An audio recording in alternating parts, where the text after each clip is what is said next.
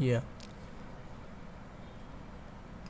तो इस्लाम में इतनी रिस्ट्रिक्शंस हैं, इतनी लोगों को, नॉन मुस्लिम को ज़्यादातर होता है कि इस्लाम में बहुत ज़्यादा रिस्ट्रिक्शन है, फ्रीडम्स नहीं है। हम अपनी मर्ज़ी, हम कुछ खा नहीं सकते, खाने में भी रिस्ट्रिक्शंस हैं, और आपका रहने में भी रिस्ट्रिक्शंस हैं, वुमेंस पे इतनी रिस्ट्रिक्शन है। ये सो कॉल्ड जो मिसकंसेप्शन है ये चलते हैं, ये ऑलमोस्ट दिखते हैं। बट हमें ये चेक करना चाहिए कि जो सोर्सेज हैं वो कितने रिलायबल हैं। आपको जहाँ से भी इंफॉर्मेशन मिल रही है कितना परसेंट रिलायबल है कि वो ट्रू है। देन वी विल फाइंड कि लाइफस्टाइल पे आने से पहले तो हमें यकीन होना चाहिए, इज़ देयर एनी गॉड और नॉट।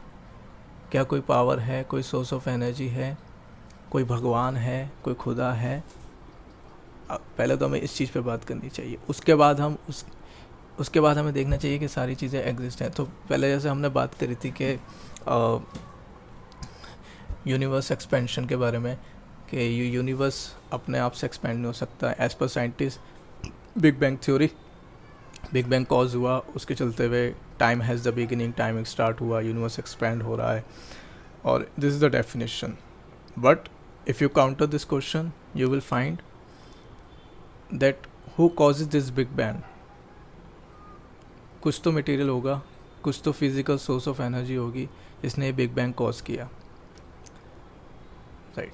तो जब हम बैक ट्रैक करेंगे हम पाएंगे कि there is some energy who is controlling everything, because, और ये अगर रैंडम भी नहीं हो सकता। रैंडम चीज़ तो रैंडम होती है, रैंडम चीज़ आपकी परफेक्ट नहीं हो सकती, जैसे हम पहले बात कर रहे थे। तो we have finalise, okay now we are the believer, we understand के there is a god who is controlling everything. एक खुदा है जो इस पूरी कायनात को चला रहा है, इस पूरे मल्टी गैलेक्सी को कंट्रोल कर रहा है। Now the question is, okay but why Islam? Islam क्यों? गॉड है, ठीक है, उसने हम सबको बनाया है, लेकिन ये टीचिंग्स कहाँ से आती हैं? अब ये टीचिंग्स भी अल्लाह ने ही हमें दी है। अल्लाह ने हर एक टाइम फेज़ में अपने मैसेंजर्स और प्रॉफिट्स को सेंड किया, भेजा है। सो दुनिया में जो 3 मेजर रिलीजन हैं, मज़हब हैं, ज्यूज़, क्रिश्चियन एंड इस्लाम, उनका मोस्टली एक ही बिलीव है, there is a one God, right? And they also believe in the previous prophets like Adam, Abraham, Moses, और Jesus, डेविड। इस्लामिक नाम भी बता देता हूँ इसमें, वी ऑलरेडी नो आदम अलैहिस्सलाम और नूह अलैहिस्सलाम, ईसा अलैहिस्सलाम, मूसा अलैहिस्सलाम। हर टाइम फेज़ में मैसेंजर्स को भेजा है, क्योंकि उनके टाइम पे जो लोग थे, जो उस टाइम के उनके नेशन के लोग थे, वो कहीं ना कहीं आइडल वर्शिप में मुख्तलिफ हो गए थे। तो उनको बचाने के लिए अल्लाह ताला ने हमेशा मैसेंजर भेजे, और हर एक मैसेंजर का, हर एक रसूल और नबियों का एक ही पैगाम था, एक ही मैसेज था, that there is only one God, एक खुदा और उसकी इबादत करो। यही सल्लल्लाहु अलैहि वसल्लम का पैगाम था सबसे पहला, कि गवाही दो कि अल्लाह के सिवा कोई माबूद नहीं, और मैं जो हूँ वो आखिरी नबी हूँ, मेरे सिवा अब कोई रसूल नहीं आने वाला। ये हमारे बेसिक फंडामेंट्स हैं जिस पे हर मुस्लिम का बिलीव है। इसके बाद Quran, the best revelation ever Saint on the earth. Quran is something which gives us a way to live our life। तो सबसे पहले तो हमें कुरान को समझना होगा। अब कुरान पढ़ने के बाद कुरान को हमें देखना होगा कि हमें खुद चैलेंज करना होगा फ्रॉम नॉन मुस्लिम पर्सपेक्टिव कि ये कुरान कितना सच्चा है। कुरान जो बात कह रहा है वो किस हद तक सही कह रहा है, किस हद तक गलत कह रहा है, और हाँ, अगर सही कह रहा है तो उसके प्रूफ क्या है, अगर गलत कह रहा है तो उसके प्रूफ क्या है, ठीक है। कुरान के अंदर ही नाजिल है, जिसमें अल्लाह ताला ने फरमाया कि इस कुरान की हिफाजत हमने की है, और ता क़यामत तक हम ही करेंगे इसकी हिफाजत। तो मैं एक being a normal Muslim guy, and मैं अपनी सोसाइटी में नॉन मुस्लिम के साथ रहता हूँ, मैं मेरी जॉब है, मेरा कैरियर है, मेरा फ्रेंड सर्कल है, सब है। इस एनवायरनमेंट में मैं किस किस मेंटालिटी और किस बिलीव के साथ रह सकता हूँ। Again it's a very big challenge for me कि जब मैं ये मैसेज दूसरों को सुनाता हूँ that Quran is the one of the best revelation of Allah सुब्हानहू व तआला और देयर इज़ नो कॉन्ट्रडिक्शन।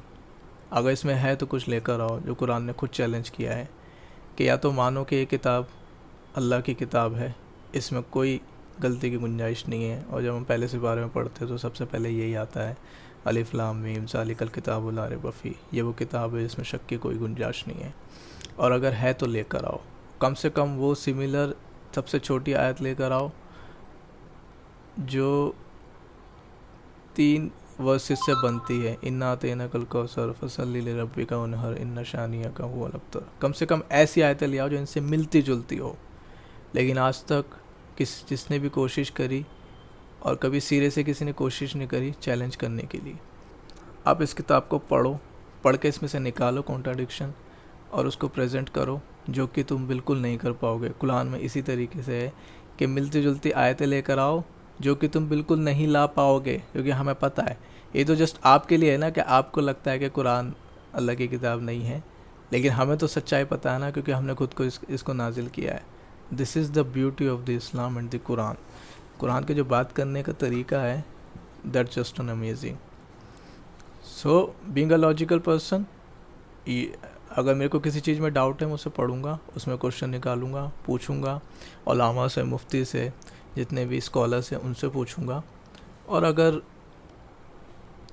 अगर ये मैं कन्विंस होता हूँ इस चीज़ से, then yes there are some further teachings जिसमें अल्लाह सुब्हानहू व तआला फरमाते हैं ओके तुमने देख लिया, तुमने जांच लिया, इन्वेस्टिगेट कर लिया, अब तुम मानते हो कि तुम्हारा एक रब है और ये किताब जो है हुज़ूर सल्लल्लाहु अलैहि वसल्लम पे नाजिल की गई है जो उनके आखिरी पैगंबर थे। तो अब आगे की बात जो है वो भी माननी ज़रूरी है, क्योंकि जब अल्लाह कुछ कुरान में फरमा रहा है तो वो भी अल्लाह का ही कलाम है। अमर बिन मारूफ, नेहन मुनकर, बुराई से बचो, अच्छाई की दावत दो, अच्छाई की दावत दो, बुराई से लोगों को रोको। तो ये सारी फर्दर टीचिंग्स हैं। और they are so many things जो हराम और हलाल बताया अल्लाह ताला ने, वो हमारी अपने बेनिफिट्स के लिए है। इस चीज़ों पे डिटेल कर सकते हैं हम, लेकिन हमें यहाँ तक पहले कॉन्फिडेंस लाना पड़ेगा। Okay I am satisfy with this points, ठीक है, but now what are these other things कि हम we can not eat pork और why I need to pray 5 times pray, they are different. तो इस चीज़ पे बात कर सकते हैं। उसके बाद कि हम टीचिंग्स क्या हैं सल्लल्लाहु अलैहि वसल्लम की, और जो कंपेनियंस थे उनके सहाबा, उनका लाइफस्टाइल क्या था। तो अगर तो अल्लाह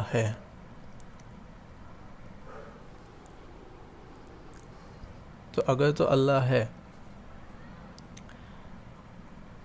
जो इस कायनात को चलाने वाला है, कंट्रोल करने वाला है, तो हम उसकी दूसरी बात को कैसे नकार सकते हैं। मैं कैसे कह सकता हूँ या अल्लाह मैं तेरा बंदा हूँ, मैं मानता हूँ, लेकिन ये बाकी काम मैं नहीं करूँगा। बाकी काम क्या है? शराब मैं नहीं पीऊँगा, शराब से मैं दूर नहीं रह सकता। इंटरेस्ट के बिना तो मेरा बैंकिंग सिस्टम है ही नहीं कुछ, कैसे रहूँगा। और शादी के बिना मैं लड़की के साथ कैसे घूम सकता हूँ। I can not have a girl without marriage. So these are the restrictions. अब इन चीज़ को अगर हम डिटेल में बात करें तो ये सारे हमारे फ़ायदे के लिए है।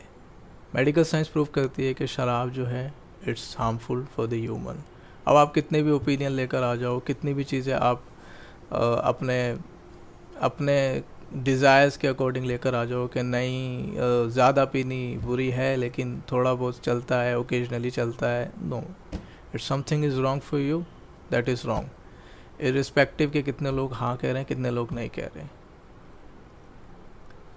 तो अगेन सोर्स ऑफ इंफॉर्मेशन देखनी चाहिए कि कहाँ से आ रही है।